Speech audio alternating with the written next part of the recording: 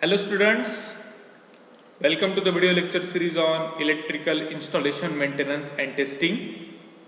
In the last class we have discussed the important concept that is called as the polarization index, and today we are interested for the ratio that is related to the dielectric, and it is called as the dielectric absorption ratio.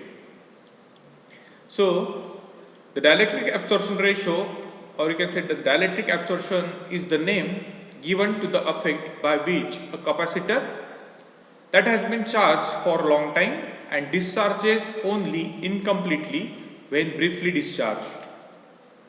Although an ideal capacitor would remain at 0 volts after being discharged,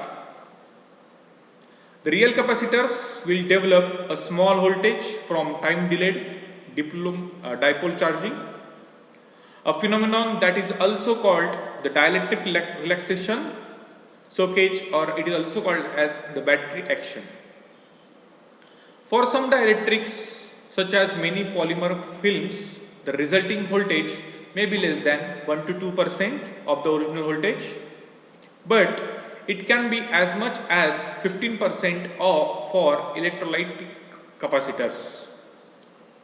The voltage at the terminals generated by the dielectric absorption may possibly cause the problems in the function of an electronic circuit, or can be safety risk to the personnel. In order to prevent the shocks, most very large capacitors are shipped with shorting wires that need to be removed before they are used. Now we are interested for the ratio. So let's say we are using the insulation resistance measurement, or you can say the DAR measurement. This is a diagnostic test similar to the polarization index, but here the time frame is different. That at the polarization index 1 minute and 10 minutes. So that ratio we are going to take. Here the DAR takes the ratio of the insulation resistance usually measured at 30 seconds to 1 minute instead of 1 minute and 10 minutes typically of the polarization index. So this is the difference.